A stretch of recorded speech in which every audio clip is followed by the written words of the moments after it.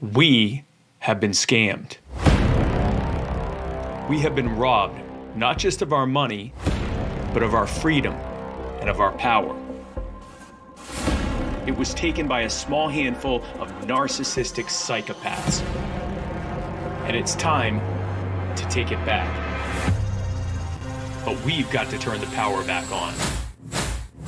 We do best when we are most free. It's time to fight for that freedom. It's time to end the lesser evil scam. It's time to beat these monsters at their own rigged game. In the past 2 years, I've been blessed to travel across America, meet tens of thousands of incredible people, feed the less fortunate, hold corrupt governments accountable, train candidates and activists, and work with anyone who's willing to fight.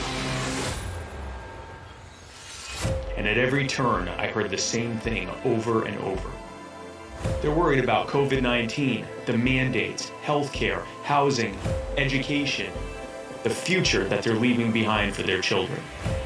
They were worried because things just keep getting worse. But when I met them where they were, showed them we cared, and explained to them the causes, effects, and solutions to get us out of this mess, I saw something change in their eyes. I saw hope. We have the solutions. We just need to live them out and invite everyone else to join. And that's exactly what we're going to do. We're going to be leaders and solve problems in our communities. We're going to make headlines and get the kind of attention that spreads our message. We're going to build a culture of winning, getting candidates elected like never before. We're going to empower our neighbors to join us in this fight.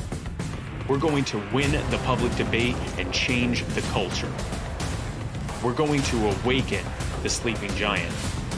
We are going to set the world free. When we realize our power, no one can stop us. 2 years ago, this journey began. The next step begins right now with you. I'm Spike Cohen. You are the power, and together, we're about to change everything.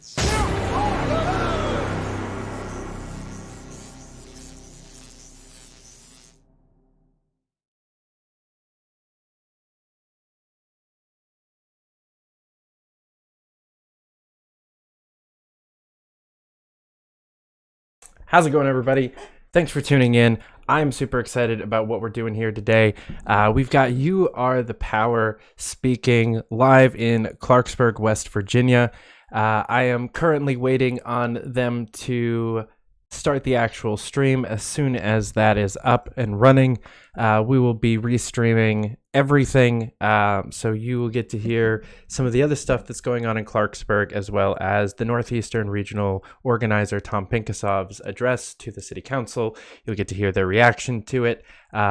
We might have someone from You Are the Power on the stream in a little bit, after everything. We'll see. That's still up in the air, but thank you so much for tuning in. I'm super excited about this. I'm going to throw the thumbnail back up for a little bit until we get the stream going. But tune in, share this around. This is going to be a really fun thing to behold, a really good thing to want to tune into, especially when Tom is speaking. And, this is a really important thing for people to understand, that it's reality. We talk a lot about that there are people who are trying to, say, feed the homeless people, and they're not being allowed to do that because of the government. Most people think that the government is here to help feed the homeless, when in actuality, in a lot of places around the country, they are the people stopping it, whether it's the police or the city council or a city planner or a city manager or even just another bureaucrat in the town. This is something that's happening in multiple places, all over the country. We're seeing this. We're seeing You Are the Power speaking in Columbia, South Carolina. We're seeing them in North Carolina as well. They've already been in West Virginia on another case. This is something that's happening all over the place, and You Are the Power is here to bring it to light and here to, try to hold some of these people accountable. And I am super, super, super excited about what they're doing. We had, Jason Lyons was back in South Carolina like 2 days ago doing some more stuff. The Walk a Mile in Their Shoes march. That was really cool. So they're doing some really awesome stuff. I'm super excited about it. I hope you guys are also super excited about it. But we are going to kick it back over to a little bit of a time saver or a time killer because City Council is not gotten their stream up and running yet. Surprise, the government's late, but we will. I will get that to you guys as soon as humanly possible. So get fired up with another Spike Cohen. Like we can repeat Spike Cohen twice, right? Yeah. Actually, I've got something better for you guys.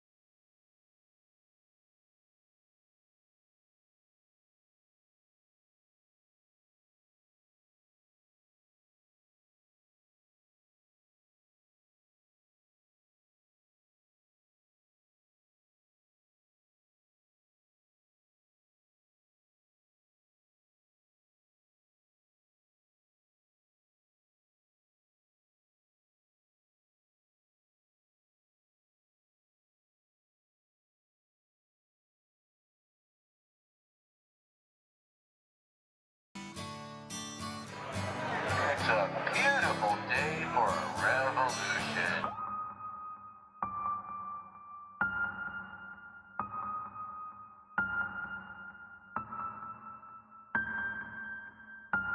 And once again, I don't define victory by the number of votes. I've already won.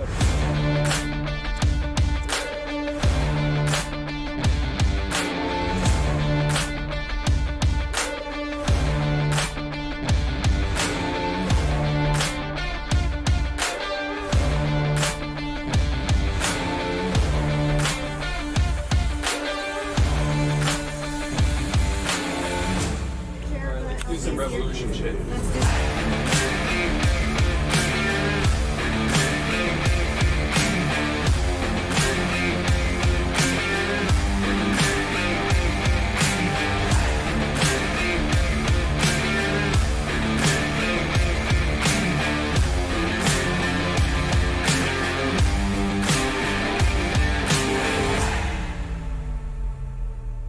You are the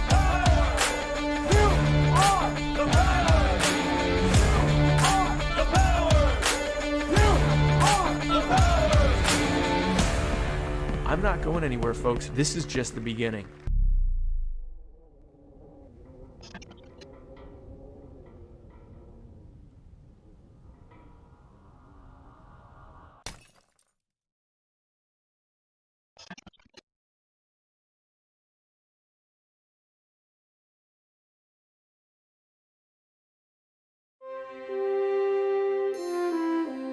We have been Right on scammed. front line.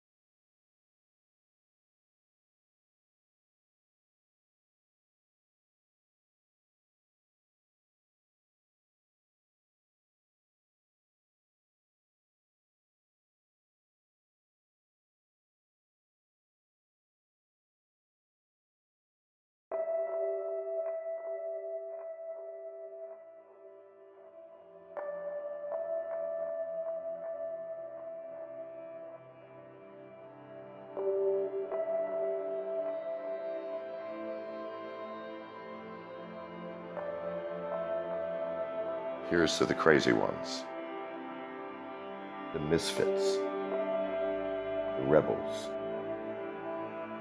the troublemakers, the round pegs in the square holes, the ones who see things differently. They're not fond of rules, and they have no respect for the status quo. You can quote them, disagree with them, glorify or vilify them. About the only thing you can't do is ignore them, because they change things. They push the human race forward. While some see them as the crazy ones, we see genius.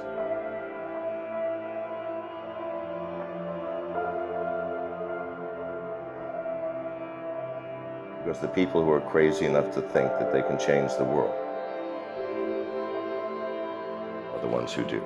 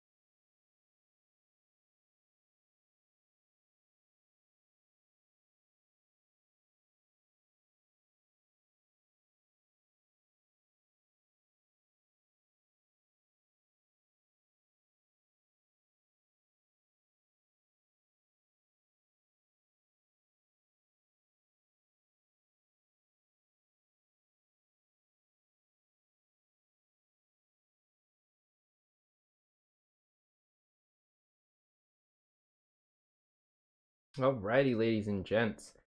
So I'm going to be giving you, because I don't have a video feed at the moment of what's happening in Clarksburg. The city council meeting has not started yet. But what's happening right now is Friends Feeding Friends, which is a nonprofit charity organization who's been feeding the homeless people in the city of Clarksburg, West Virginia, is currently protesting near the city council meeting that's about to start. They'll eventually make their way to the city, city hall, and to finish up the protest. And then, as the city council meeting gets underway, then Tom will join them and give the speech that we are all waiting for and excited to hear. So I'm just going to give you guys a little bit more background into this, because I know that they're going to try to cut him off, so he might not be able to tell the full story. So I mentioned this a little bit ago when the stream started. Friends Feeding Friends, again, nonprofit charity organization. They're private people giving away private charity on private property. They're all doing it all on the outside of a church in town. And this is something, again, this is just something that's ridiculous. This is something, if you ask the average American, what's the point of government? One of the things that they're going to say after, roads and all the other things is, taking care of people. But this is a case where we have not the government, but just people trying to take care of people. And they're being told, nope, you can't. It's not a thing that you're allowed to do. We're going to stalk and harass and threaten you and all of these other things. And so one of the things that's actually really exciting about this case is that because a similar thing is happening in Columbia, South Carolina, which isn't exciting, it's terrible, but something similar is happening there. And Spike Cohen and Jason Lyon and I believe even like Chase Oliver and a few other people have all been to Columbia in the name of You Are the Power to say, hey, this is messed up. You should stop doing this. And those videos have gone semi-viral to the point where the organizers of Friends Feeding Friends in Clarksburg saw some of these videos and were like, hey, that's kind of what's happening here. I wonder if they'll help us the same way that they're helping Be Kind, Be Great in Columbia. And guess what? You Are the Power did. They got in touch with Tom Pinkhasov and then eventually the rest of the council and everybody else. And we, I wasn't a part of this. They set all of this up, and now Tom is out there to back them up. And, I'll steal a little bit of his thunder because I got an exclusive report from him earlier today after he met with some of the members of the city council, including the city planner and the vice mayor. There was a member of the city council who is familiar with You Are the Power and the broader liberty movement, and basically continued to reiterate, don't mess with these guys. These guys are going to make this a whole national thing that you don't want this to be. So just give them what they want. Just please, just give them what they want. Unless you want Spike Cohen raining hellfire down around this city council, just give them what they want. And I mean, maybe he didn't say it exactly like that, but I'm going to take some artistic license here and say that that's exactly how he said it. But either way, it's an extremely encouraging situation to see an organization that has so much backing from you guys, the people watching right now, the people that follow Spike, the people that follow You Are the Power. This is what it's all about, is cyberbullying the government, right? And sometimes in person, slightly bullying the government and being like, hey, guys, knock it off. This is terrible. Stop doing this. So we can continue to do that. And that's the exciting part, right?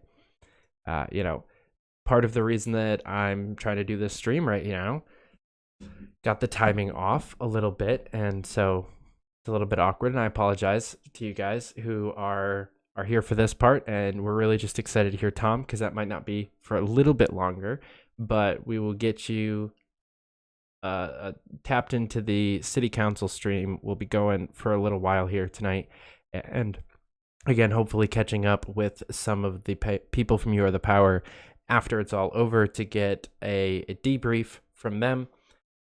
But to my point, the reason that we're here, the reason that we're streaming this, the reason that I'm trying to get the message out about this myself, and not just because Tom is my friend and because I like You Are the Power and I'm a member, but because this is the kind of stuff that Free Speech Media Corp is here to push forward. We're here to say, hey, look at this is something that's actually going on over here. Here's the full story. Here's not a soundbite, not a little snippet or an out of context BS thing. This is, we're going to give you what the city council is giving us. Just the whole stream, just tapped into their microphones and the cameras in there. And like, this is just, especially if you're a member of, or, you know, the community in Clarksburg, this is something that you have the ability to watch every week and maybe should be, because stuff like this is happening. This isn't the first time that the issue of friends feeding friends has been raised at city council. This is just the first time I knew about it, to be able to stream it for you guys.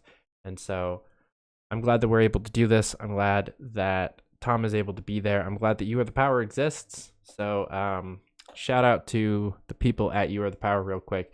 We're just going to show them a little bit of love and say, go on over and check them out, youarethepower.net.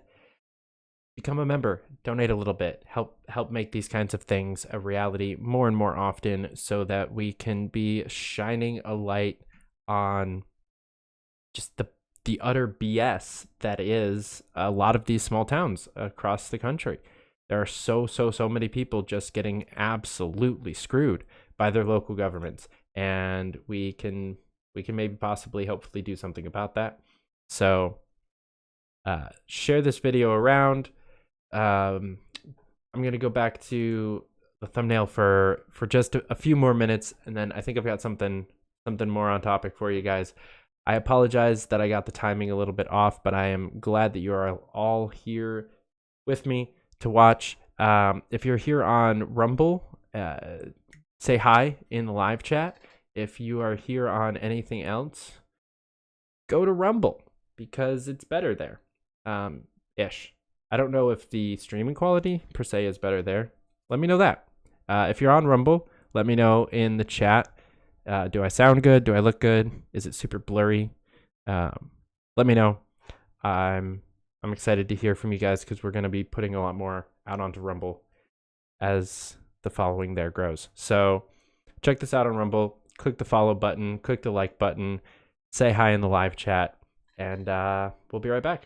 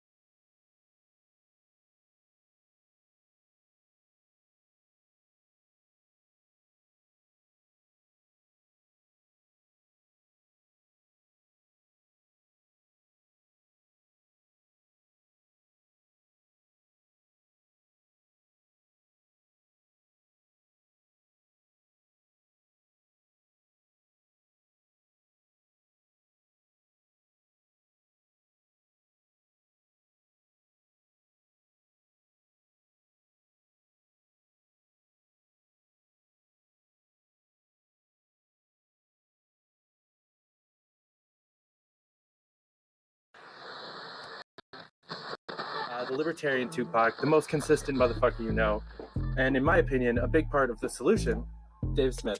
I am a radical libertarian who passionately believes in human liberty. I love Jewish people.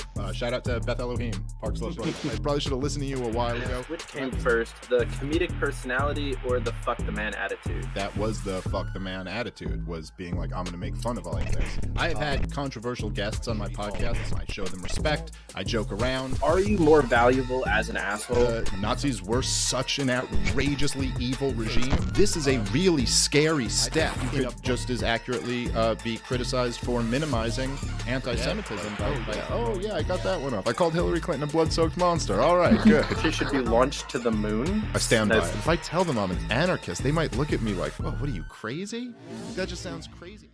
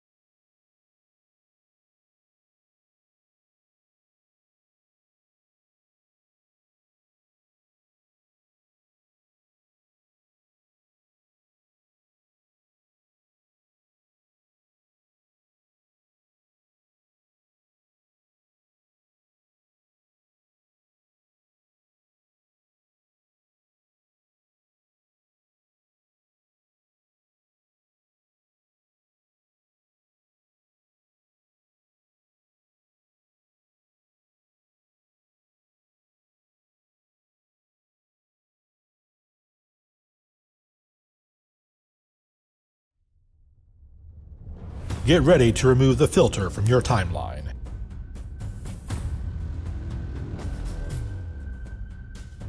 Get ready to break the censorship of social media.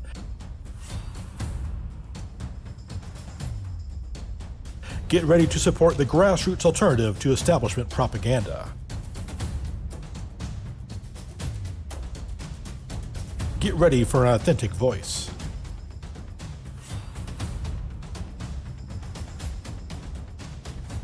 Get ready to resist cancel culture.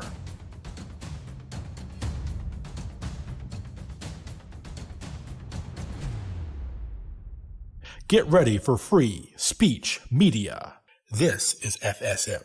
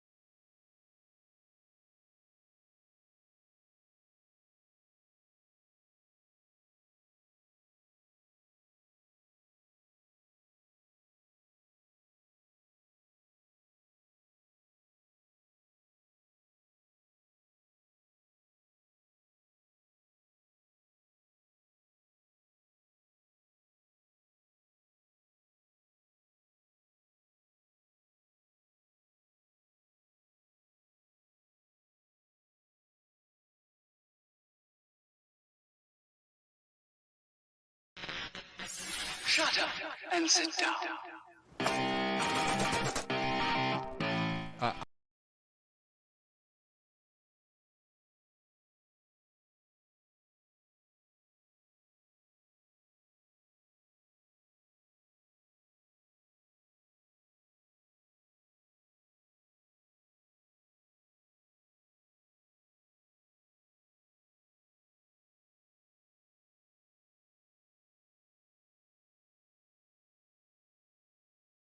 All right, everybody. We are rocking and rolling. The protest is going well from what I hear. And I have a little treat for you all. We're going to play a interview, an exclusive that I recorded a couple of hours ago, or actually, I guess yesterday now, with the state chair of LP Maine, talking about the registration drive that they're doing up there. And why it's important to go up there and help out. I was actually talking to Pat Ford last night on Fight for Liberty about it a little bit as well. So this is going to be a fun little exclusive for you guys while we wait for the city council to respond to what's going on outside. So stick around, stay tuned.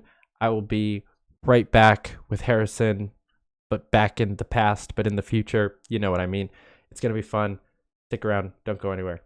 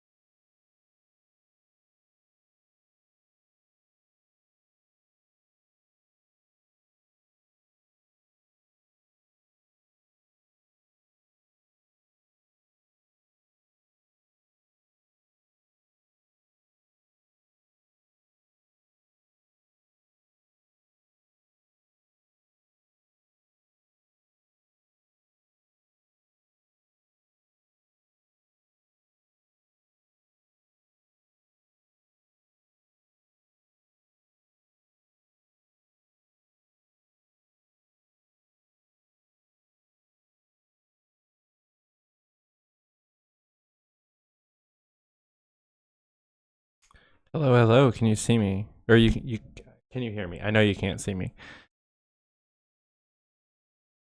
Cool. Yeah, you'll only be able to see what they can see, unfortunately, which at the moment is not either of us. Good.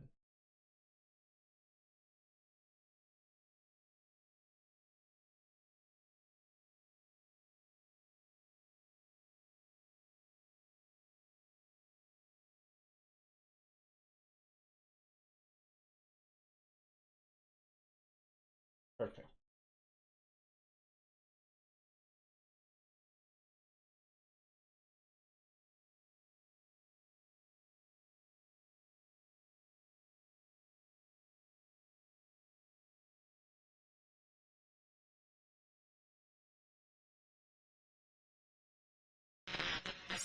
Shut up and sit down. I am a radical libertarian. And we don't want the government to do a damn thing. Current state of politics is unsustainable, politically, economically. You deserve better. It is about supporting, platforming, and assisting the people who are out here actually doing the fight. You just take an issue that's important to you and do something. There you go. You are part of that declaration against tyranny. Because no one brings tear gas to a gunfight. This conversation gives me a little more hope for the future. The one, the only. Fight for liberty. This is the cherry on top. This is FSM.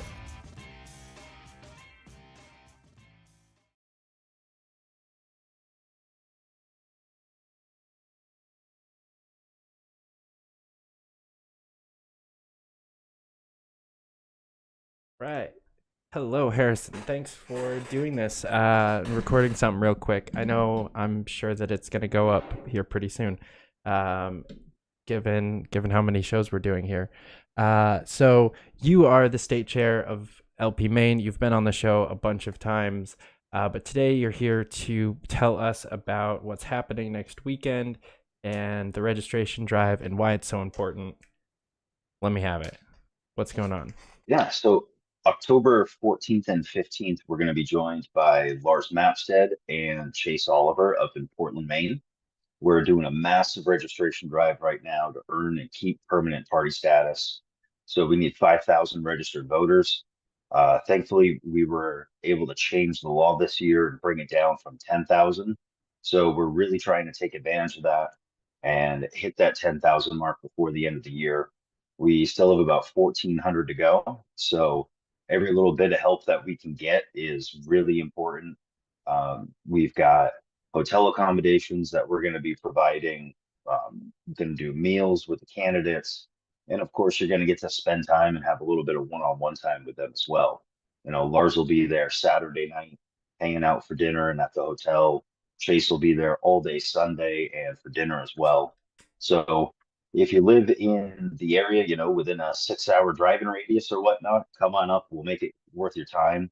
And not only that, but you're going to get to contribute to something that helps to make a difference. It's very rare that we as libertarians actually have the opportunity to do something that makes a positive impact for our community and for our party, for our movement. And this is something that you can do that'll take you a day or two, and it's really going to make a big impact. Every person that comes up and gets 10, 15, 20 registered voters, that makes a dent in what we need. And it really helps to accompany the registration drive that we have going on. Yeah. We have a bigger registration drive going on at large where, we have folks that are being paid to go out and work and whatnot. But without volunteer help, without us putting boots on the ground and having liberty activists fighting for liberty, we're not going to accomplish our goal, and we're not going to maintain it once we get it. So it's just very, very important for everyone who's even a little bit interested to come on up, meet the candidates, hang out for a day. We're only expecting like 6 hours of work out of you, and you get to feel good too about yourself afterward. It always feels good to do something good. Hell yeah. I was just talking to Pat Ford, our LNC rep, earlier tonight about how I honestly don't remember where he said he was. This conversation was just a few hours ago and I'm spacing.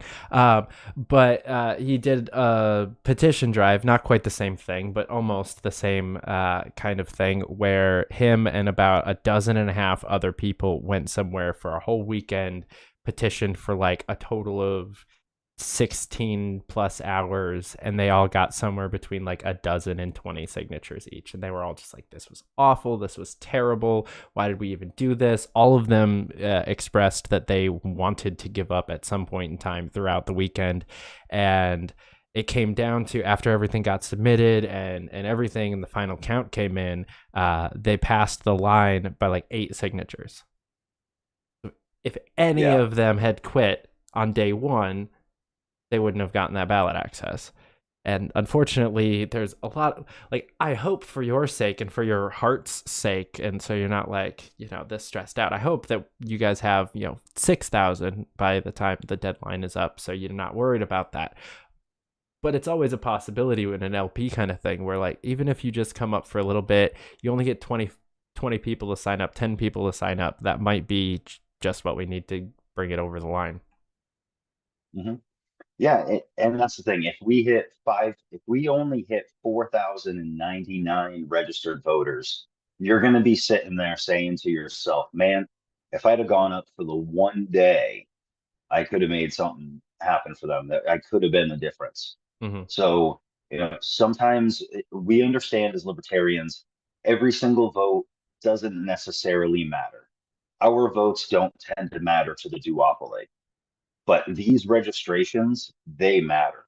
They send a very clear message that Mainers are done, that we want a different alternative, and that we want a different way of interacting with our government that's based on stewardship and caretaking, and getting the government out of your way and out of your life rather than trying to impose someone's moral view on you. So it's just so important that everybody, whatever little bit of time you have, even if you can only come out for a couple of hours, come on out.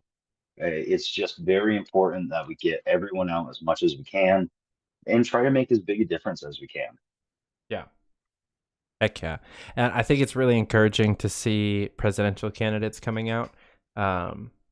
Obviously, I'm not endorsing anyone, and neither are you, but you know, two people that I love very much will be there.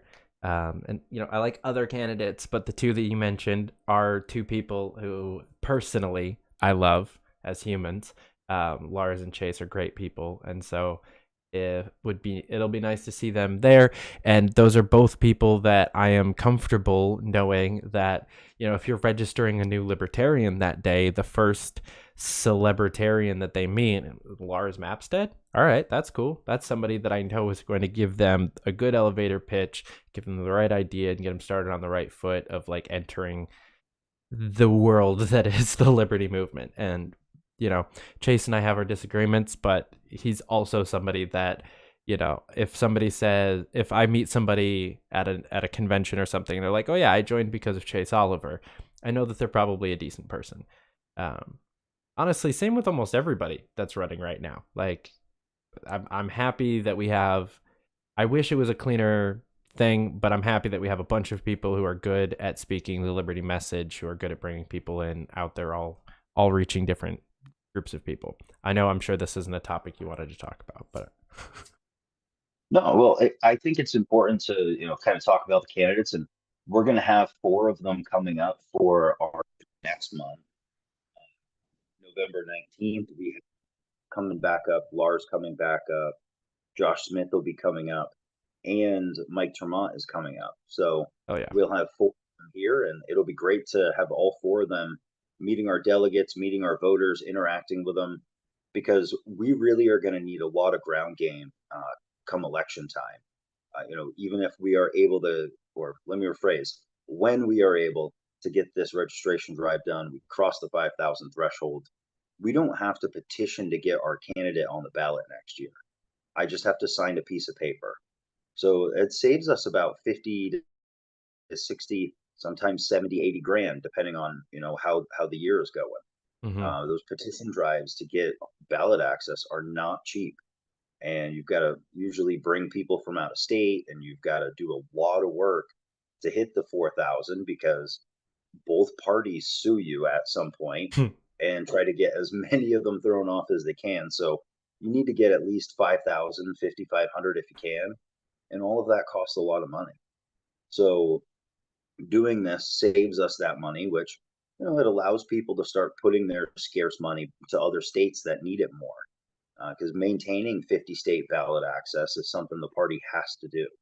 We've been doing it for we've done it, and we have to keep doing it. Once the precedent has been set, we can't go back. And one of the things I'm going to try to do next year is help other states get ballot access and change their ballot access laws like we did here in Maine.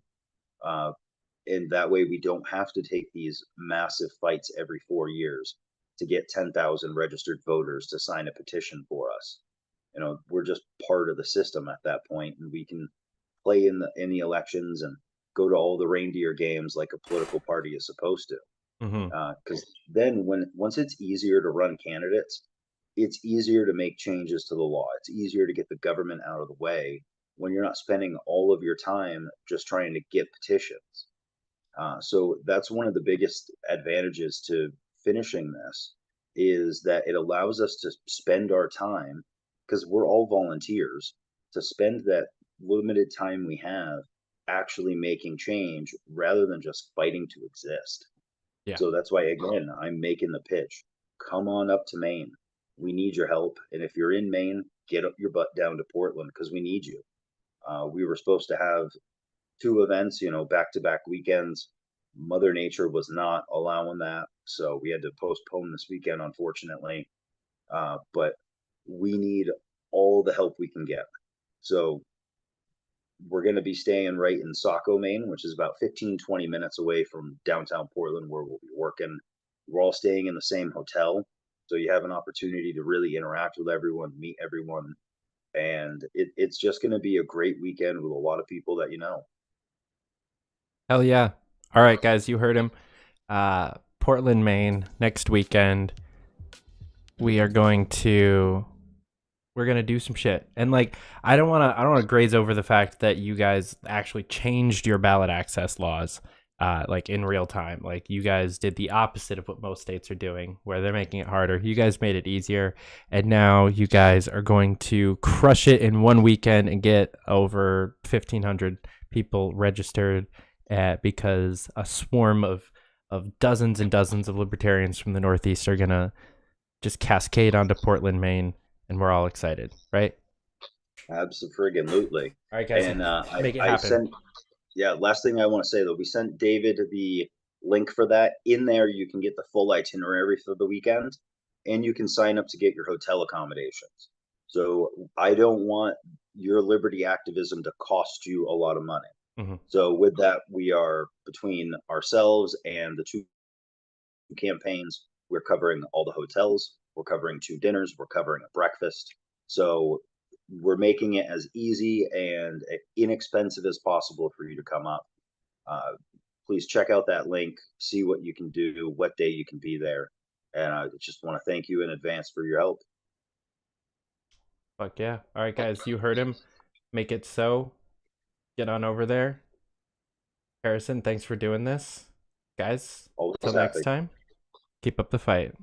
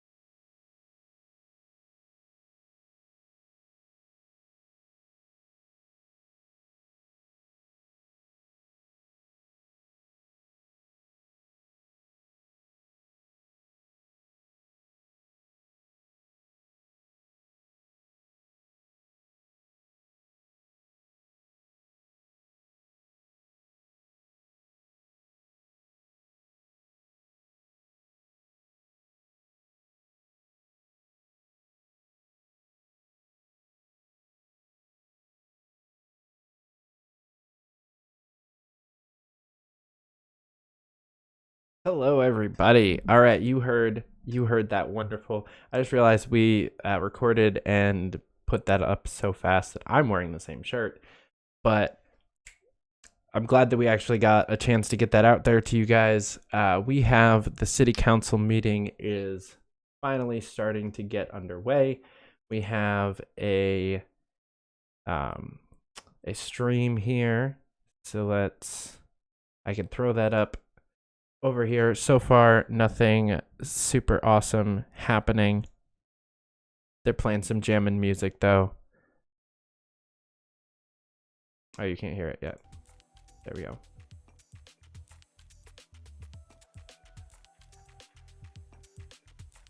Look at these guys.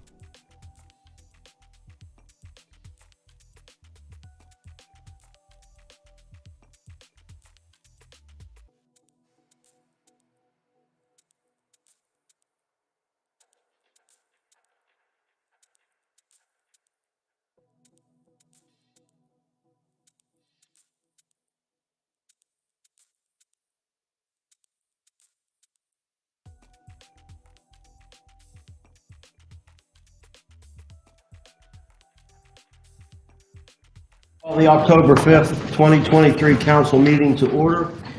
Councilmember Howe. Present. Councilmember Hyman. Present. Councilmember Jackson. Here. Councilmember Worth. Here. Councilmember Wright. Here. Vice Mayor Riffle. Here. Or Mayor Malpacho. Here. This evening we have our prayer and pledge by Councilmember Howe.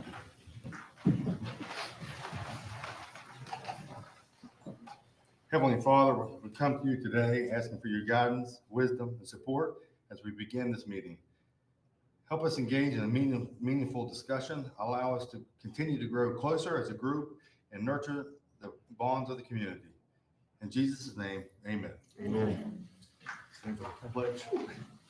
I pledge allegiance to the flag of the United States of America and to the republic for which it stands, one nation, under God, indivisible, with liberty and justice for all.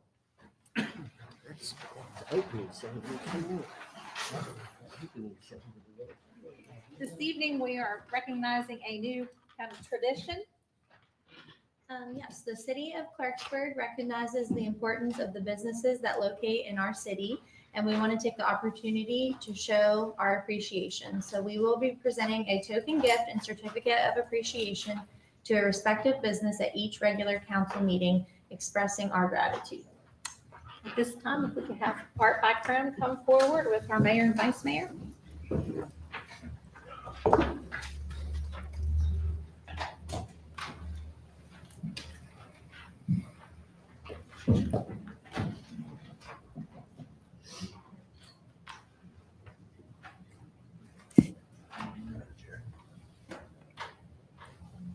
Art by Krim, owned and operated by Jim and Katie Krim, was first established in Clarksburg in 1991. Jim and Katie started out in their small apartment on South 5th Street, offering custom framing and selling Katie's original artwork, until the demand became greater, at which time they relocated to South Chestnut Street, where they remain today. Throughout the years, the business has grown and has added a photography business selling images all over the state. Everything at Art by Krim is original and produced at 834 South Chestnut Street. Their extraordinary artwork adorns the walls of many of the places that most of us have visited, from restaurants to hospitals, government buildings, and the Robinson Grant Performing Arts Center. City of Clarksburg Certificate of Appreciation. The certificate is presented with Art by Krim in recognition and sincere appreciation for your 32 years of business in the city of Clarksburg. Thank you for being an integral part of the city of Clarksburg's unique small town charm, enhancing our community that so many of us proudly call home. Jim, Katie, congratulations.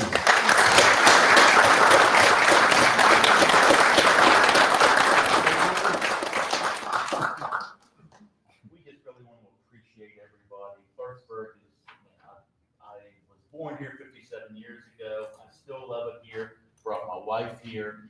I love the people. They have supported us as we support you all as much as we can. We thank you. And I'd say it's another wonderful 32 years, but I don't think it's going to happen. I was going to marry Clarksburg too. Congratulations. Thank you. Yes, sir.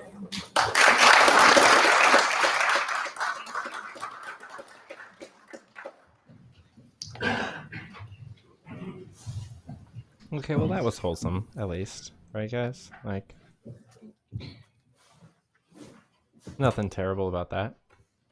Approval of the minutes of the conference work session of September 14th, 2023. I move we approve the conference work session minutes from September 14th, 2023 as read.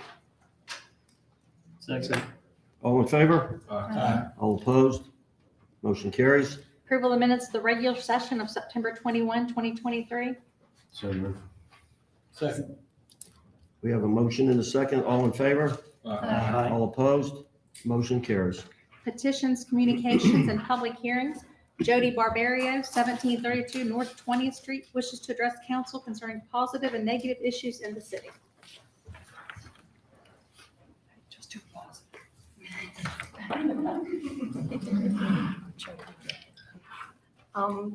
My name is Jody Barbario. Some of you already know me as a volunteer of Northview Pride and First Friday Committee. However, I'm here to speak on my own behalf here, not on for those committees. I appreciate the opportunity to speak to the new council and the new city manager. It was something that former city manager Harry Falk said that stuck with me and actually is the reason I decided to talk today. He said he went on one of the social media platforms, and when he read the comments about the city, he thought, people reading these comments would probably think this is not a place I'd want to live. And since then, I've become more aware of the negative things that people say about the city. And it is human nature for us to look at the negative first. It's in our DNA to be, survive. And although we need to look at what needs to be improved, it's nice to stop once in a while and look at some of the positive things. And I'd like to do that. Older people around here like to talk about how the city was in the 50s and the 60s, myself included. I grew up in Northview in a neighborhood where people would walk to work and they would go to the post office, walk to school, even to the hardware store. And we had a vibrant downtown, and it was filled with thriving small businesses, movie theaters, and shops. And things have changed, though, but we cannot go back to those good old days to be like that again. Like other towns, we're trying to struggle with adapting to these rapid changes that are happening. But I think if we look deep enough into those stories, I think what we see, what we're longing for, is a sense of community, the energy of hope and prosperity. A community gives people a sense of belonging, of pride. And no matter how much we change, the city changes, I don't think that's ever going to change. I think we're going to always need that. And honestly, what I'm about to say now, I wrote this before all this stuff went on with the schools. But the neighborhood school plays a huge role in the community. Public schools are not just about community. They're an institution of democracy because public schools are open for everyone, regardless of their background, their income, or their race. And I taught for a long time, and I lived through a lot of school closings. And every time a school closed, we all saw the negative effects on what it did to our community. And it didn't matter. Teachers spoke, community leaders spoke, they did it anyway. And then I would just shake my head because the new school administrators would come to the teachers and say, well, we need some ideas how we can get the parents and the community involved. And I usually wrote down, stop closing the school communities and they'll be involved. And I urge council to declare their support for community schools, public schools, and teachers. And we all have a stake in those. Parks, they play a role in the community. They bring our families together, our communities together, and they contribute to the health and well-being of our communities, regardless of our age or our background. And like schools, they are also a part of inclusion. Our city and our county officials, I think they recognize that because in every community here, we have a beautiful and well-maintained park. Our city is rich in history and arts. The History Museum reminds us of the contribution that our ancestors made. It reminds us of where we've been, and it reminds us where we need to go. The Robinson Grant has promoted community and social coherence. It brings people together. The performers, when they connect with the audience, they can inspire, they can teach us lessons of life. Libraries and churches, they provide us with a sense of belonging in our communities. A library is a place you go to learn and to dream. Churches provide us with a place of safety and comfort for those in need. All of these things are vital to the health and the well-being of this town, of all towns. Now, our city is struggling, though, with some negative issues. Of course, we have the same issues that thousands of cities are struggling with. Things like drug addiction, homelessness, abandoned homes, litter, and population decline. And a lot of our resources, whether it's state, local, or federal, these have been spent on the effects of the problems: prisons, rehabilitation, code enforcement, policing, and even picking up litter. Those things are necessary, but maybe we should look at what's causing them. We can start out by asking ourselves, why are so many people addicted? Why do we have so many homeless, incarcerated, and poor people? There are many contributing factors: trauma, neglect, abuse, and depression. Statistics show that really there are two factors that seem to go around all of those problems. Because people who live in areas that are concentrated poverty and lower levels of education, they're at a higher risk. You simply don't see high levels of crime or homelessness or litter or shortened lifespan, for that matter, in places with incomes expectancy was declining before the pandemic, and it continues to fall because of death of despair. And I think some of you in here can relate to this. I know personally, I've had former students and friends that have died from death of despair. They're young. They're not old people. They're dying of alcohol, suicide, and drug-related Your deaths. time. Can you wrap it up, please? Oh, yeah. Thank you. In 1977, the minimum wage was $2. It's $4.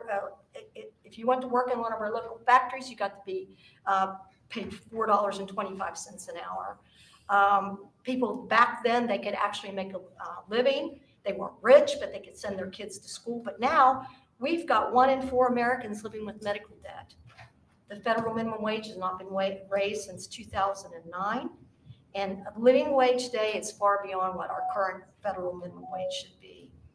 And yet, for some reason, people were upset with poor people, not the system that shifted this wealth to the upper 1%. And so there are 3 billionaires that make more money than the bottom 90%. And yet it seems that most people believe the poor and the powerless are the ones that are gaming the system and taking advantage of it. Poverty is a policy, not just the minimum wage, but we've got child tax credit. They cut poverty in half. Congress, what did they do? They let it go. There's federal funding now for child care legislation. If funding isn't passed soon, it's going to create even more decades of care sites that are going to be long. But before policy can be made, and I'll wrap this up, Thank you. we're going to have to take a look at a journey from our brain here to our hearts and think about budgets and policies that are going to focus on the safety and well-being of our citizens, policies that give people an opportunity to live, thrive, not just get by. And it's said that you can live one of 2 ways, according to your circumstances or a vision.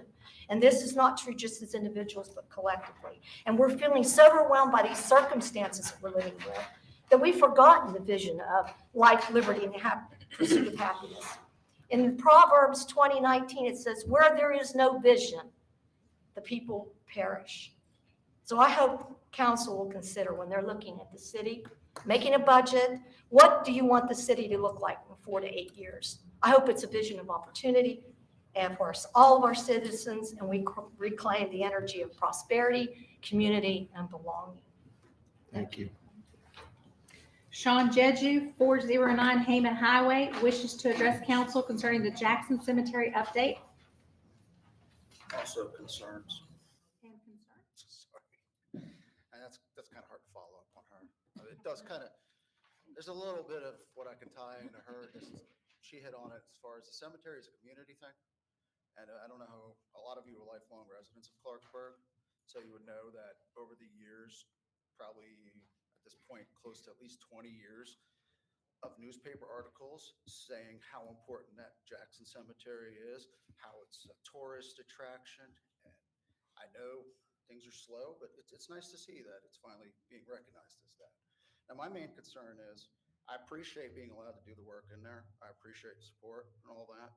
And that's one of the things that when I solicit money for the organization, that I keep these kinds of projects in mind.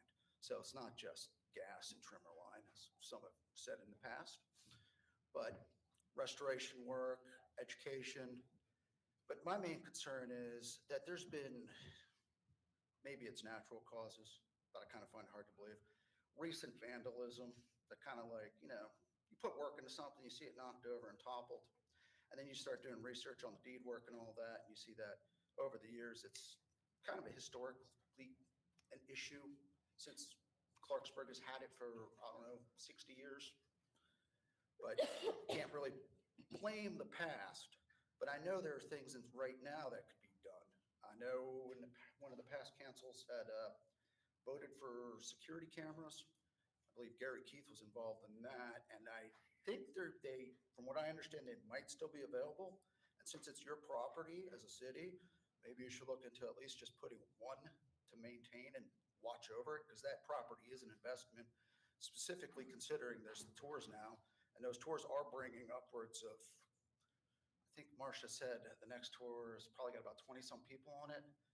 And if you just look at historically, those newspaper articles I mentioned about tourism, it's kind of got a national feel.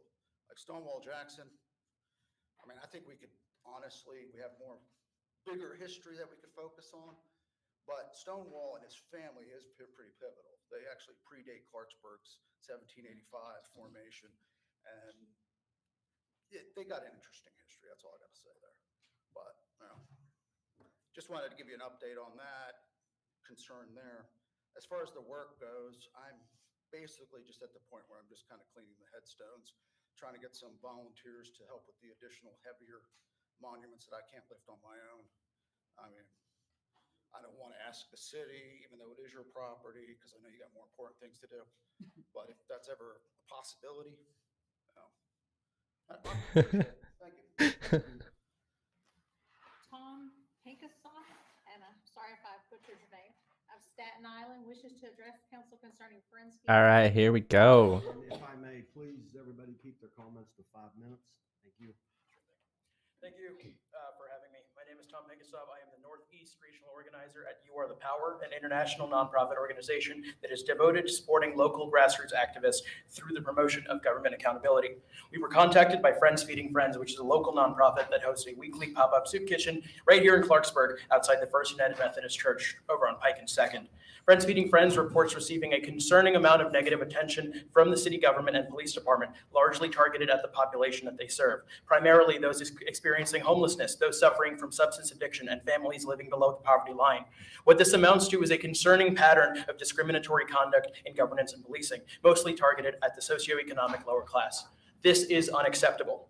My organization put out a press release earlier this week denouncing this activity because it seems like I, a resident of a city 400 miles away, am more concerned about the well-being of your neighbors than the city government. I'm happy to report that during a 90-minute meeting today with 4 members of the city government, City Manager Tiffany Fell, Vice Mayor Jerry Riffle, and Council Members Will Hyman and Mark Jackson, we were able to come to an amicable, mutually agreeable resolution to this issue. And I'd like to personally thank these 4 people for sitting down with us. Now, I'm flying back to New York tomorrow afternoon, but this doesn't end here. While I commend the city for being willing to work with us, I make the following warning. If you do not keep your word, my organization will make sure people know about it. Your constituents, your neighbors, and your community members, both here in Clarksburg and beyond, will hold you accountable. Because the fact of the matter is, Friends Feeding Friends is a private organization made up of private citizens conducting private activity on private property. They have every right to be doing what they're doing, and it is absolutely despicable to take it out on those in need. Following me, you will hear from 2 regular volunteers of Friends Feeding Friends. They're going to address the benefits of this organization's activities and what they have seen firsthand. And once again, I'd like to thank Ms. Fell and Mrs. Riffle, Jackson, and Hyman. I am optimistic that we can bring Clarksburg to its potential. And if we work together, we can make organizations like Friends Feeding Friends obsolete entirely because we won't need them. We won't have these issues in Clarksburg. But right now, people are struggling. And what I'm seeing is a city that is targeting the people who need our help the most. People who are struggling the most. And an organization that is simply feeding those who are hungry should never be discriminated against, and neither should be the population that they serve. So once again, I really hope that we can come to an amicable resolution. I really hope over the next few weeks this problem goes away. But if it does not, we will be watching. Thank you, and I yield the remainder of my time.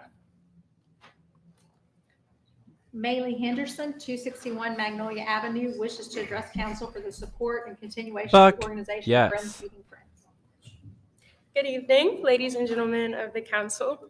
My name is Maylee Henderson. I'm a Clarksburg native and a Robert C. Byrd High School alumni, and I'm currently studying law and political science at West Virginia University.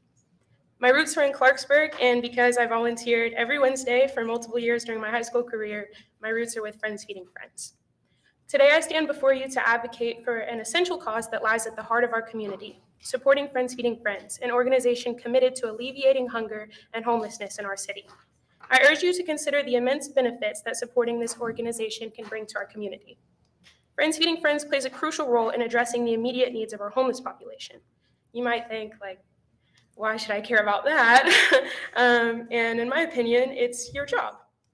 The homeless people in Clarksburg are first and foremost people and should be treated as such. They are citizens of Clarksburg equally as much as you and I.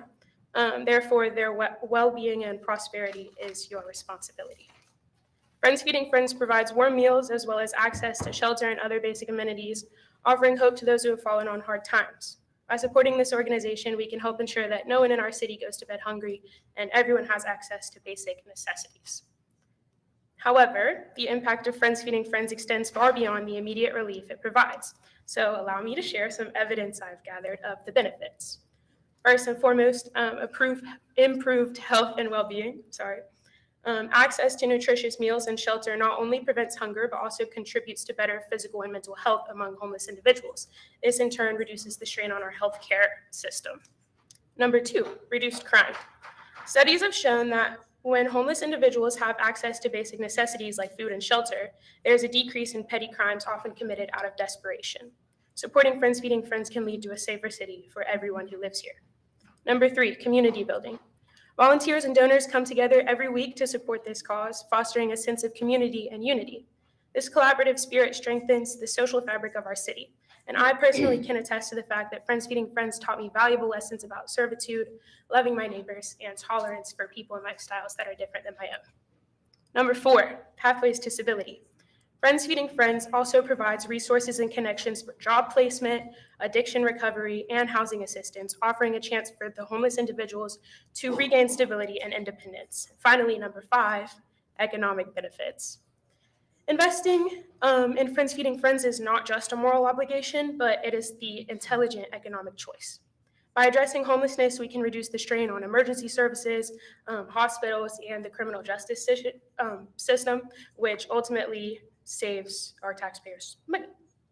So in conclusion, supporting Friends Feeding Friends is not only a humanitarian gesture, but it's a strategic investment in the well-being of our city and all of its residents. By providing immediate relief, fostering community, and offering pathways to stability, we can make a lasting impact on the lives of our homeless population and on our city as a whole. So I urge you, members of the council, to allocate support for Friends Feeding Friends. Together we could nourish hope, build community, and create a brighter future for everyone who lives in Clarksburg. And if all of this was not convincing enough, when those currently struggling get back on their feet, and they do get back on their feet very often with the help of Friends Feeding Friends, you will need their vote. So thank you for your time and consideration. Lou Ann Humphrey, Sun Valley Road, wishes to address council. Hello, my name is Lou Ann Humphrey, and I've lived here in Clarksburg for 67 years. And I just started a year ago volunteering with Friends Feeding Friends. And I was really impressed when I first started. I couldn't believe how they interacted with everybody, knew everybody's names. They would come and ask us to pray with them. And it was just overwhelming. And then after it was over, I noticed every Wednesday night, people would go around with garbage bags and pick up everything that was there even before we came. So I know someone had said that we leave a lot of trash when we are done, but that's not so. But I wanted to tell you, in Matthew 25:35, the Lord said, "For I was hungry, and you gave me something to eat. I was thirsty, and you gave me something to drink. Was a stranger, and you invited me in. I needed clothes, and you clothed me. I was sick, and you looked after me. I was in prison, and you came to visit me." Then the righteous will answer him, "Lord, when did we see you hungry and feed you, or thirsty and give you something to drink? And when did we see you as a stranger and invite you in, or needing clothes and clothe you? And when did we see you sick or in prison and go to visit you?" Then the Lord will reply, "Truly, I tell you, whatever you did from one of these, the least of these brothers and sisters of mine, you did for me." And I feel like this is something the Lord has put on all our hearts that work with Friends Feeding Friends, is to be there for those people like the Lord wants us to. And I know at one council meeting when we were outside doing our peace walk, and they said we were protesting, which we weren't, but I noticed everybody was laughing and making fun of us. And I thought, you know, you're also laughing and making fun of God, because that's what we're here to do, is God's work. And in Galatians 6:2, it says, "Bear one another's burdens and so fulfill the law of Christ." And that is what we are trying to do. We're trying to take care of them, make their lives just a little more pleasant, I believe, in order to give them clothes and to feed them and see what they need. And also, this is my opinion, but I think it's also the Lord's, that no one here, I don't care what position you have, how much money you have, you're not a bit better than anybody out there on the streets that have fallen on hard times. Thank you. Thank you. Kim Bassett, 88 Pinewood Lane, wishes to address council to thank Hattie Wright and Tiffany for helping the Stony Brook Homeowners Association. Hello, good evening. Of course, I'm here for another reason tonight, but I did want to thank, I believe in giving kudos where kudos are due. I wanted to thank Hattie for responding back to our email for Stony Brook. I appreciate that very much. And I wanted to thank Ms. Phil because I know you did some research for us and you got some papers ready for us and things like that.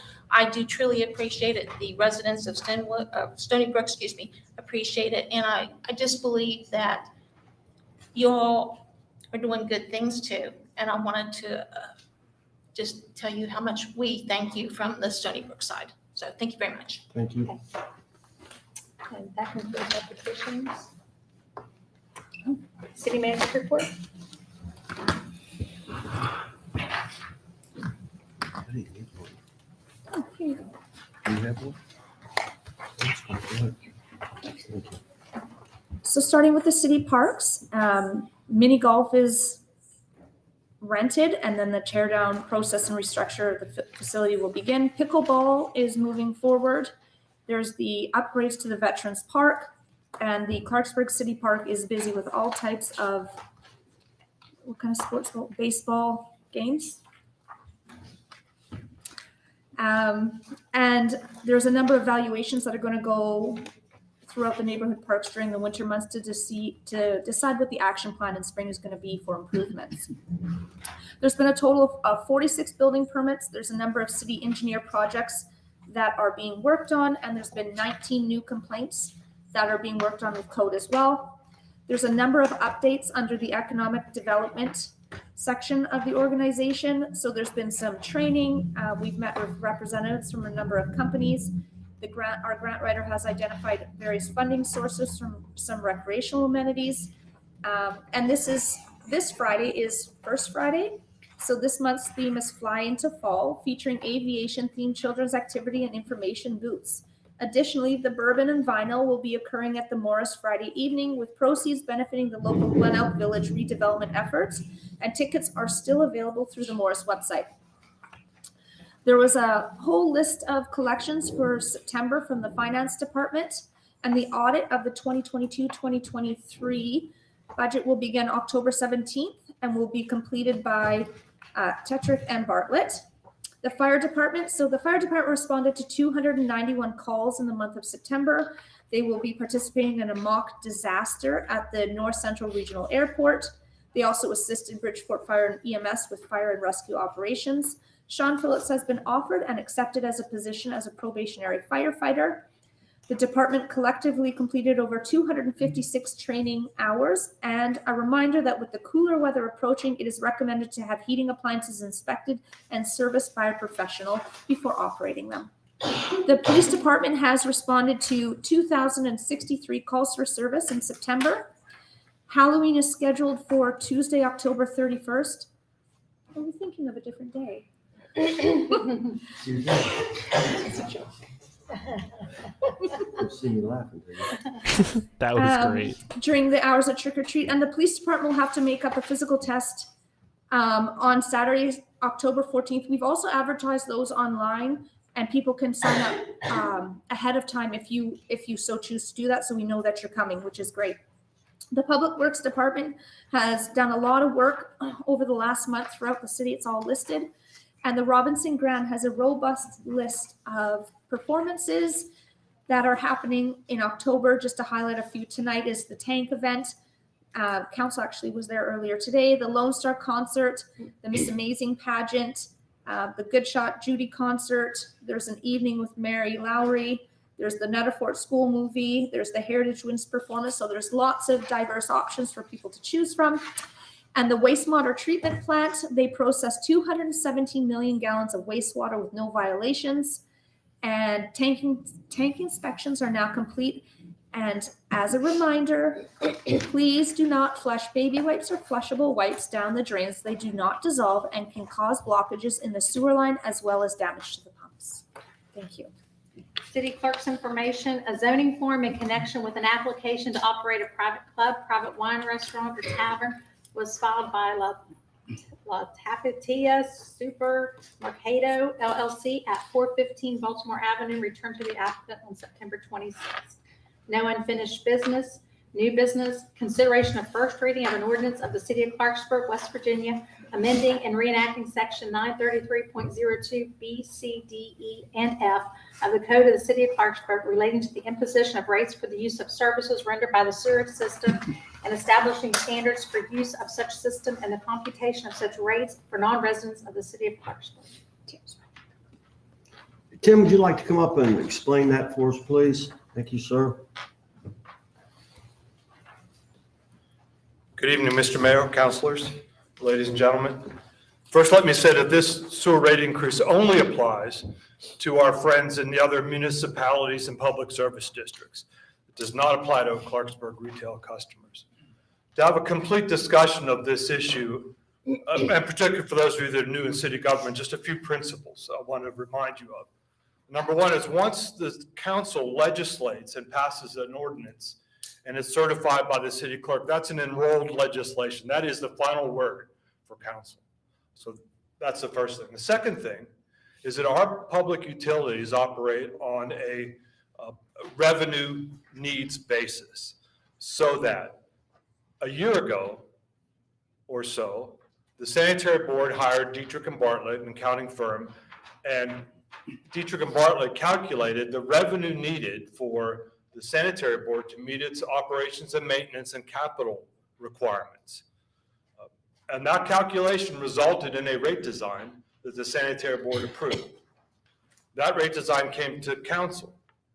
Somewhere in that process, the rate design was changed. And it wasn't, as far as we know, it was not changed by an action of council. It was not an amendment that any councilor proposed. It was an administrative error that went forward. And then the enrolled legislation, the enrolled sewer rate, didn't match the revenue requirements of the utility.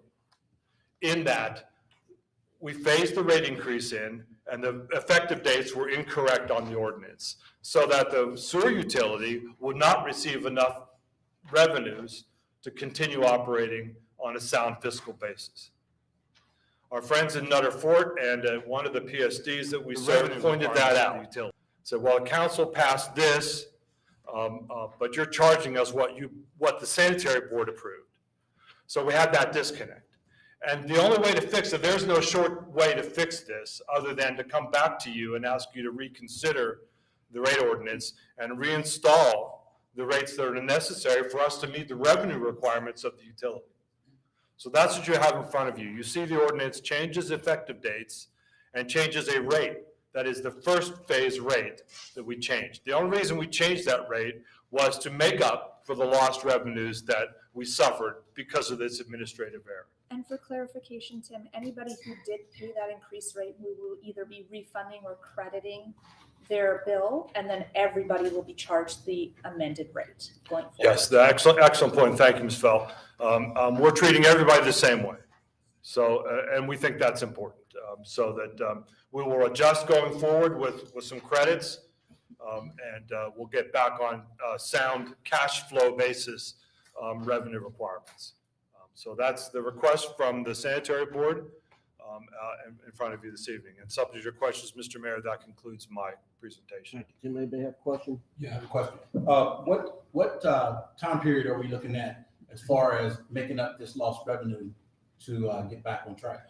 We will make it up, and I'll turn to the numbers woman in the corner here, but I believe we'll make it up, that deficiency up in that first phase, that first year from 2024 to 25, then we'll be even. Then we will meet the revenue requirements as calculated by Dietrich and Bartlett.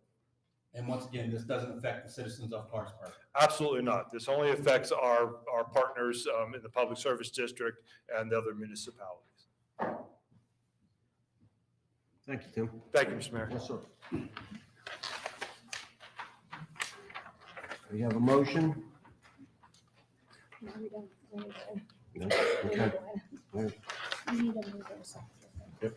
I'll move we approve as presented. Second. Discussion. I just had a question, and maybe Will could answer this, or the city manager, but how often does these sewer rates increase over the years? Does it increase to the rate of inflation, or? I believe in 2021, it went 15%. Kim, maybe correct me if I'm wrong, wasn't it like 15% the first year, then 10, then 555? Is that how that worked out? I think it was in 2021 when we passed, and that was for residential users. It wasn't for this, I guess, retail customers. I guess, in the other municipalities. But I believe that's out in 2021. I'd have to look back on those, which I do have. I just on the side of my mind, but I can get that for you. Thanks a lot. That's all I got. We don't know all that, do we? All right, somebody want to make a motion? Second? All in favor? Aye. All opposed? Motion carries. Consideration of a resolution regarding the on-track program. No, this is, John Whitmer, our Director of Economic Development, had given us a presentation, I believe, 2 meetings ago. Right. This is just the resolution to move forward with that program. Okay. Can you give an overview for the people here so Yeah. they understand what we're passing? John, can you give it just an overview for everybody on that, please?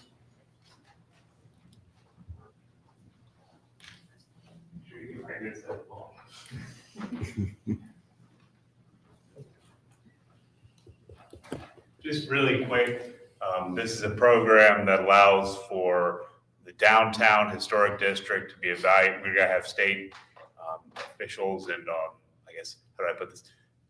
Architectural and engineers involved in reviewing buildings in the downtown historic district for not only just general historic preservation and economic development opportunities, but then also looking at our businesses and our local philanthropic groups, making sure we're having connections where we have, like say, volunteers doing First Fridays, making sure they're linked up with Clarksburg Uptown to be able to fund those endeavors, and then also making sure that we have the actual volunteer capacity to make these events something that is really, I guess, I would say first class. You want to make sure it's a quality event.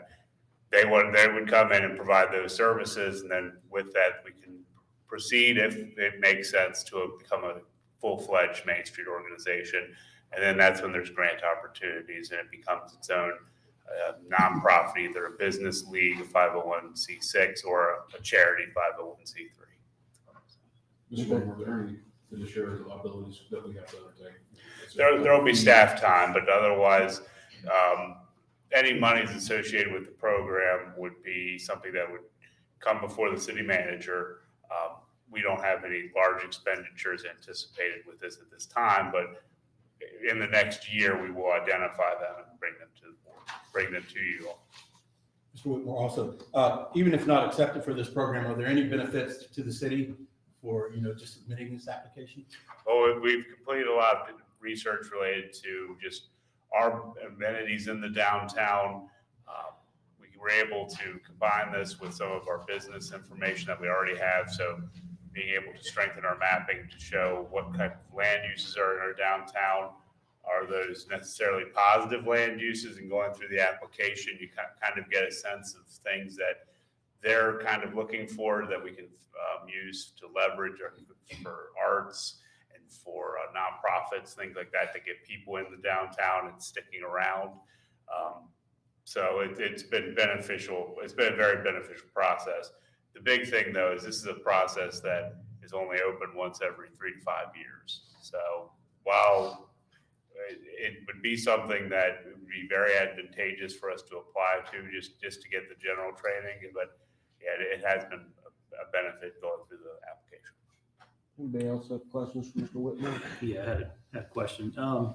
So essentially what you're saying is that this on-track program doesn't mean that we're going to get a Main Street organization. That's correct. So So for volunteer activities in events like First Friday, with the On Track program, if they need any kind of funding or support for that and structure, where is that structure, in that fiscal funding mechanism to get sponsorships? Who does it go through at that point? Well, so the whole idea is to have an organization set up to be able to have this conversation and then actually have a development program for either a charitable giving scheme or some kind of just a method to ensure that. All right, we're gonna throw in some live comedy here or commentary here. In case you guys aren't able to pick up on what's going on here, they're interrogating this guy who wants to start an organization and get a grant from outside of the city council. So he's not asking these guys for money, he's asking other people for money, and they're grilling him on whether or not that's actually worth it for them. That's what's going on here. A lot of these transactions and a lot of these group meetings, it takes time and effort, and that's something that the organization, having that structure of just having a board put together and having bylaws that everyone's agreed on, and then someone's looked at it for legal compliance, getting to that point would be a huge win just overall for not just First Fridays, but there's a few other groups. We're looking at this program, if it were to be successful, expansion to other historic districts, so that we'd be able to hopefully have get some additional methods to have funding come into these areas. So the On Track program is pretty much its own organization? Well, it would be something that we are an agent to make it happen. It can become its own organization. There are a few in the state that, when I say a few, there are a few cities in the state that do not have the Main Street designation. They've retained the On Track. It's just the benefit of working with Economic Development Office staff, or I guess department staff now, and being able to really, I guess, get information that we can then provide to our business owners or property owners and then other brokerage firms to be able to market the area. Okay. Thank you, Mr. Whitmore. We have a motion. So moved. Second. We have a motion and a second. All in favor? Aye. All opposed? Motion carries. Consideration of petition filed by George and Nancy Brown, 103 Argonne Street, requesting the abandonment of an unimproved alley in the Heartland section of the city. I'll make a motion to move this item to the Planning and Zoning Committee. Second. We have a motion and a second to move this to PZA. All in favor? Aye. All opposed? Motion carries. Council comments? Mr. Hyman. Oh, you want me to have Mr. Worth go first? No, I'm okay. I appreciate it, though. Thanks for the offer. Yeah. We do have a lot of people here tonight, and, the last couple of weeks have been a little trying for some members of the community, and I understand why. A lot of people don't like some of the things I say when it comes to a solution here. So I'll say it again. I've said it maybe a million times in the last 24, 48 hours. Members of the community and even members of council, they have every right to be upset with what happens on 2nd and Pike Street. But, they have every right, you guys have every right to do what you're doing. And obviously, what the city tried to do or got involved in is, we didn't handle it right. And in my opinion, after the sidewalk ordinance failed, it's a done deal. And, I think we just got to look forward and realize the conversation we had today was for the better. I think it will be. Jody had some comments earlier, and she said a lot of the things that I say on a regular basis about opportunity. And I've said it before several times up here that I don't think the times that we're seeing now are quite over yet for the city of Clarksburg. I don't believe, honestly, we've seen the bottom yet. I know that's tough to say, it's tough to hear, but soup lines or bread lines or these events that you guys host, school closings and consolidations, abandoned homes, drug addiction, and mental illness, things that plague our community are not the cause of why Clarksburg is in the situation it is.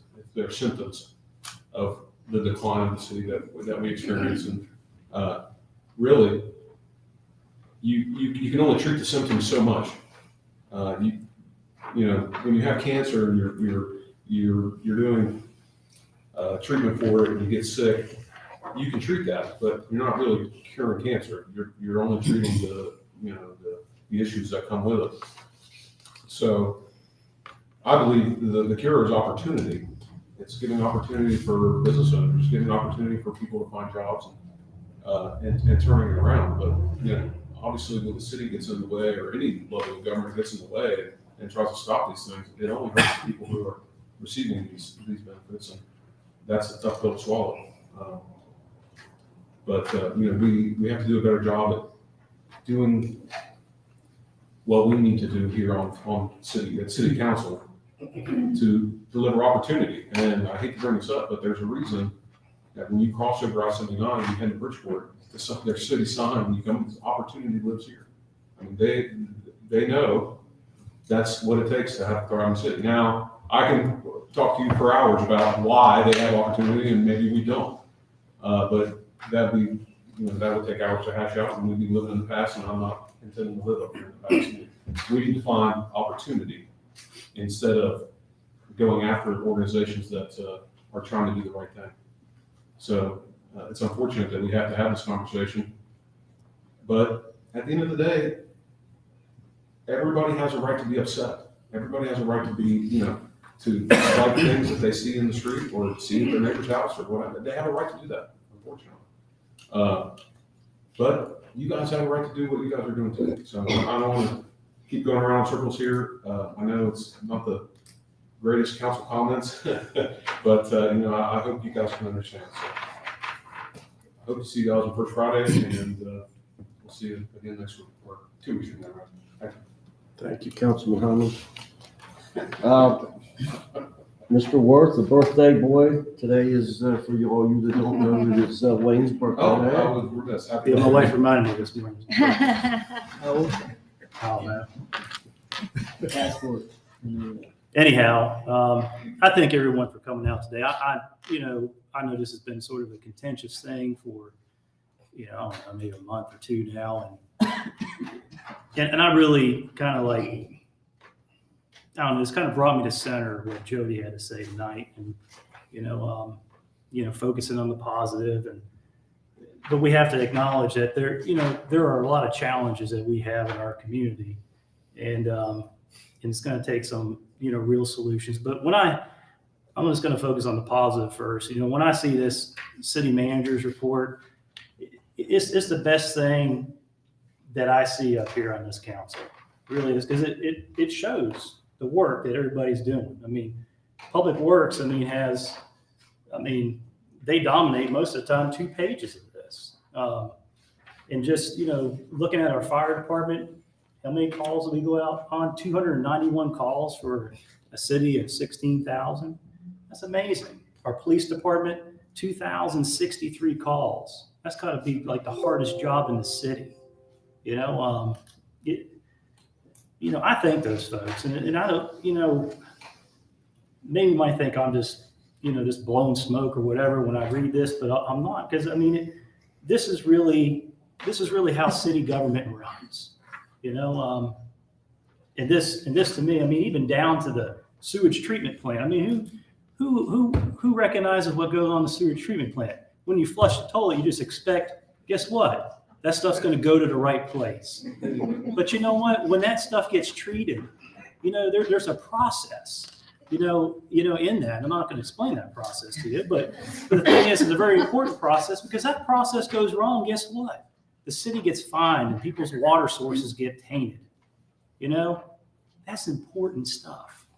So when I see this city manager's report, I'm thinking, wow, this is how city runs, even down to the Robinson Green. We had a mountain stage here last month. It's incredible. There's a lot of things to be happy and proud of in Clarksburg, and this is it for me right here. So let's go on to the main issue here tonight, and why people are here. So I've always been in support of feeding the poor and the needy. That is, that's pretty much being the hands and feet of Jesus. That's loving your neighbor. really is. And plus, it's your right to feed people. Even in public space. As a matter of fact, there was a 11th District U.S. Circuit Court of Appeals ruled in a lawsuit against the city of Fort Lauderdale, Florida. And in their opinion, they said that feeding the homeless is an expressive conduct protected by the First Amendment. Now, I'm no lawyer or anything, but constitutionally, there are grounds for debate and interpretation. And in my opinion, I think the city would not benefit from going down that road or being a part of it. Now, with that said, I'm also a professional social worker, and I've been a social worker and dedicated my profession for 16 years. Went to school for it, lived and breathed it, and still do. And I value the importance of building rapport and trust with people that, we are trying to serve, that you're trying to serve, and you guys do that. But I am going to tell you, helping people overcome and manage very dynamic and complex problems takes more than just building rapport. It does. It also takes true case management. Building rapport and trust is the first step. That's getting the conversation going.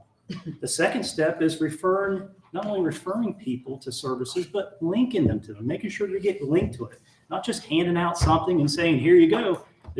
Call this number if you want detox, but making sure they get linked to that, and those resources that will help them address some of these problems that they're facing. And the third step is follow-up and ensure that folks that we are all trying to help benefit from these services. That way they're not back on our streets again. That way they get the quality of life that we all want for each other and we all want for them. That's case management 101. And it's my hope that when we as a community are trying to help our neighbors struggle with addiction, homelessness, or food insecurity, that we are using and utilizing something that mirrors this outcome-based model. Okay? That's essential. At the end of the day, though, if we're going to tackle any of these challenges or any challenges here in Clarksburg that we face as a community, we all have to be outcome-driven. We got to have a plan, and we got to be outcome-driven. We got to foster engagement and communication, and we got to respect one another's contribution to the process. And when we do that, we will be a community. If we don't do that, we will be a divided community. And everyone suffers in a divided community. The people that we're trying to serve, everyone. That's all I got to say. Have a happy First Friday, and God bless you. Thank you, Councilman. Mr. Jackson? Yes. I would like to thank everyone for coming out this evening and airing your cares and concerns. That's what this is all about. I would like to thank Ms. Barbario for her comments. We get lost in the negative way too often. It's too easy to focus on the negative, and we get there, we get stuck. And a lot of times I think when we get to that negative, we feel like that's the only thing that we can hang on to. We lose focus of the positive, the good things that are going on. And we have a lot of negative things going on in our community right now. And it's going to take a lot to get us out of there. When you were talking, Ms. Barbario, about people looking back and trying to find, those good old days, I always say we need to find our identity for where we're going. We need to be looking forward to that vision of what are we trying to create in this city? What do we want to make out of Clarksburg? Because we're not going backwards. I hear a lot of talk about what it used to be. It's not going to be that anymore. Times have changed. So we have to keep looking forward, and we need to find the identity, and we need the community to help us do that. So thank you for your comments there. The individuals here from the Friends Feeding Friends, we met with them this afternoon. Thank you for coming in. Basically, I'm going to leave it where I always leave it. This is a complex problem. It's a complex problem. It's not going to be solved by one person, 2, 3. We have a lot of resources. I heard individuals sharing and speaking and talking about a lot of the different resources. And that's why it's so important that we come together as a community, because the only way we're going to solve this problem in our community is as a community. We have to work together. We have to pool these resources. And like Wayne said, not just give an individual a piece of paper, but make sure that that individual is linked, a warm handle to that resource so that they can actually, get that resource and utilize it. So, but thank you very much for coming in. We had a very good conversation, and I trust that, we will move forward from that conversation. I hope that, that was just, the beginning of where this whole thing is going to go, because I want to see a safe, clean Clarksburg, and it's going to take us a while to get there, but I trust that we can get there. I would like to congratulate probationary firefighter Sean Phillips. Welcome aboard to firefighter Phillips. It's always good when we get, new firefighters in, these young guys. Over the years, I've had opportunity to run behind the fire department for some time, and they've had almost a complete turnover down at the fire department. They've got a young bunch down there right now that I tell you what, I wouldn't want anybody else to run out if I had a fire in my house right now. Because, I used to run behind them. I took pictures of fire. Now I run behind them. I get pictures of just smoke and steam. And that's a good thing, because those guys are getting there and they're getting the job done. So, welcome aboard to him. And when Will was talking about the opportunities, I would just like to say, that's another reason that it's important that we come together as a community and work together as a community, because there are opportunities out here. And if we continue to work in silos, we'll none know about it. We have to come together and share the information and the resources that we have so that we can make sure that everybody is able to utilize those resources that need those resources. But with that, once again, I thank you all for being here tonight. Thank you. Thank you, Mr. Jackson. Ms. Wright? Yes, I'd like to thank everyone for being here tonight as well. It's good to see a full City Hall. And I also want to thank Ms. Barbario. I really appreciated your thoughts, and I can tell you're very passionate about your community. So that was nice to hear, and nice to hear some of the positive aspects from someone who's been here so long. I also want to just address the issue with Friends Feeding Friends. I truly feel like it's been a lot of miscommunication and misinterpreting intent behind the communication that we have had. I do think that we were simply trying to provide suggestions to make it better for not only those who need that weekly resource, but also other members of our community. And I just want you to remember that as elected officials, we have to represent everyone, not just one organization or one group. We have business owners, we have residential communities that we have to represent, and we hear complaints and we hear the negative from those people, just like we are willing to hear you all out and hear, the reasons why you believe it's a positive thing for our community. And it was nice to hear both sides and to hear the positive aspects that were spoken about tonight. I just hope that moving forward, we can have better communication and better interpretation of what each group is wanting. And really, it's going to take compromise. It's going to take compromise from the business owners and from your organization. And I don't believe that your organization is the problem at all, or the single problem that we have. There's a lot of problems and a lot of different things that are contributing to the negative effects that we're seeing.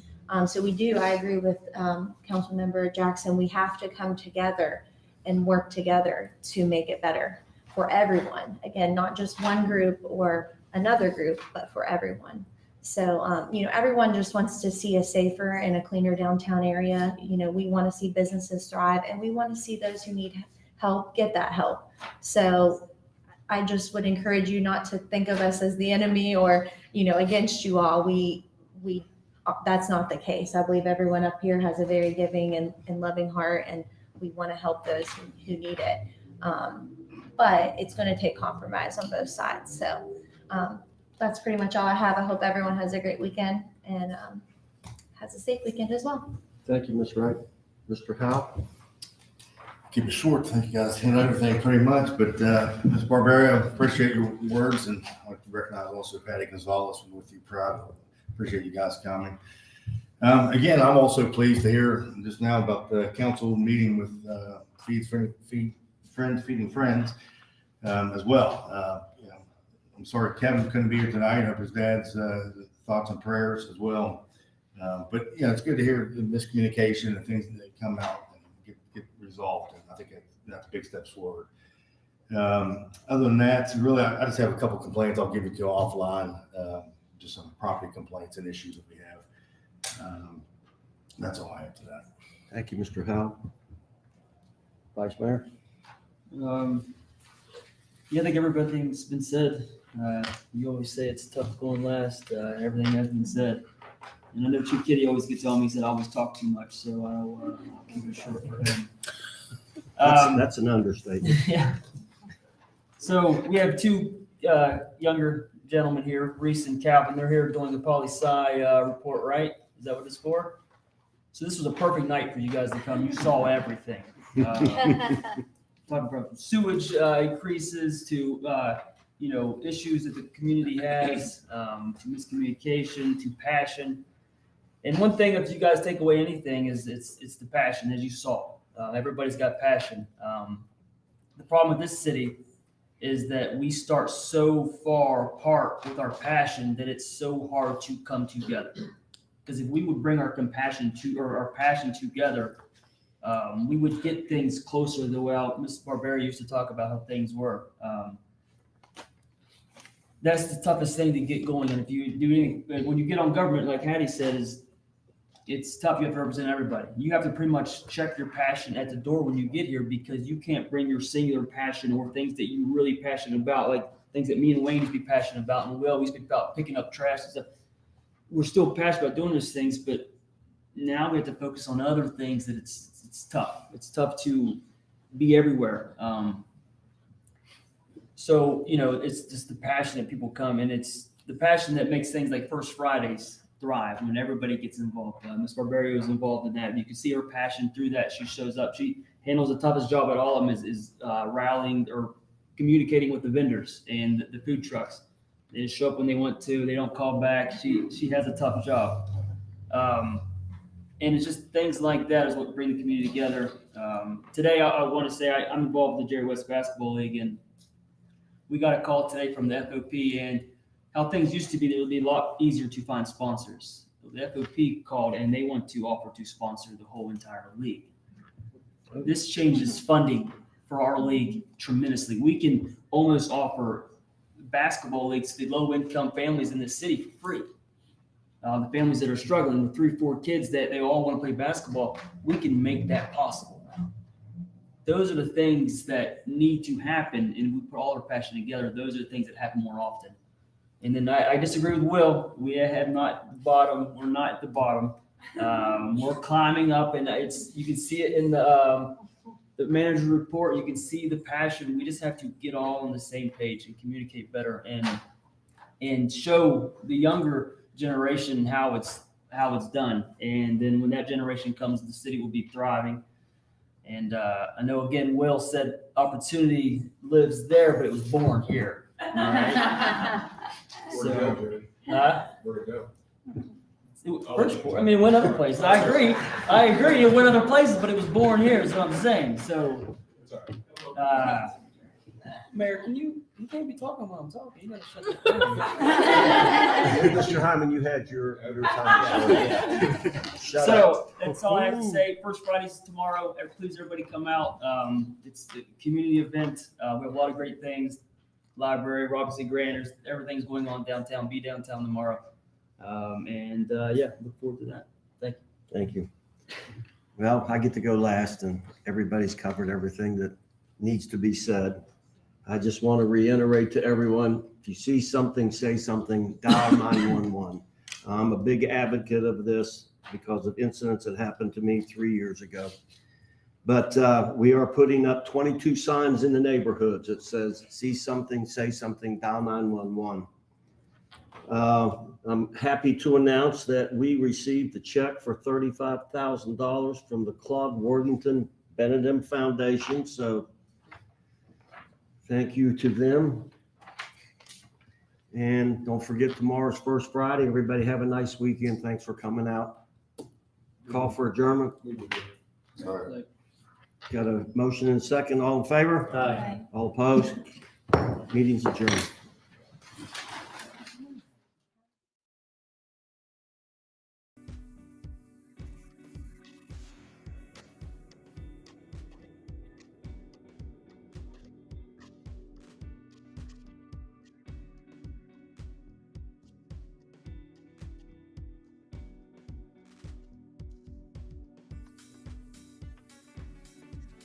All right. Well, that was cute.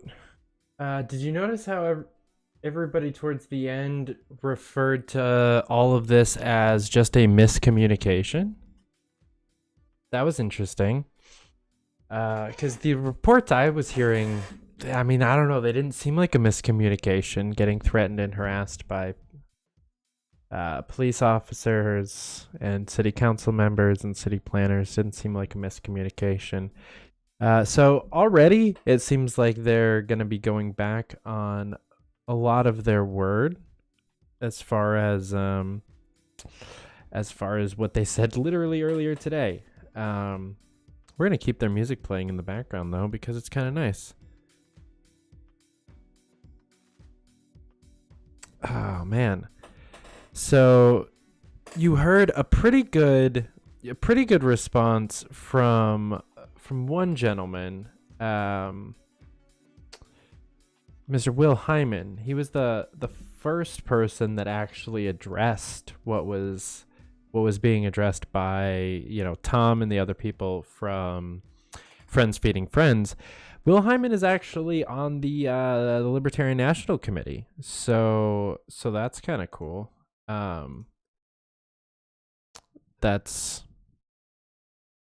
It's nice to see. It's a what's the word I'm looking for? It is a nonpartisan seat, right? So he's not a big L elected libertarian technically, but he is a big L libertarian, and he is elected, and he's on city council, and he was able to be basically the only person that said anything decent there. So that's encouraging to see, but we'll see what happens. Next week and the following week and the following week, Friends Feeding Friends is going to keep doing what they're doing.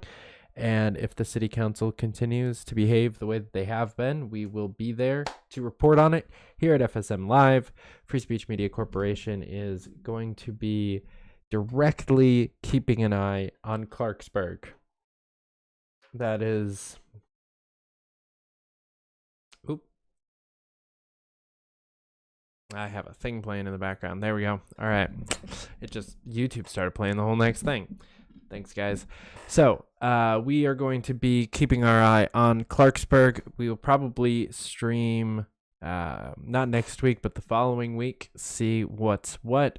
And so come on back, tune in. Thanks for watching, guys. If you're watching this on YouTube, you should have been watching it on Rumble or FSM or freespeechmedia.live. So freespeechmedia.live. Check it out.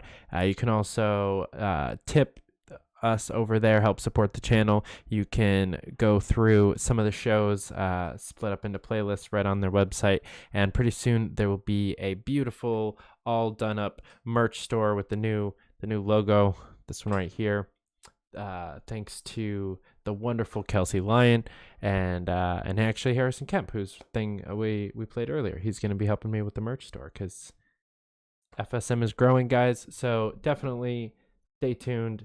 Stay on board. We'll catch you back here soon. Until then, keep up the fight.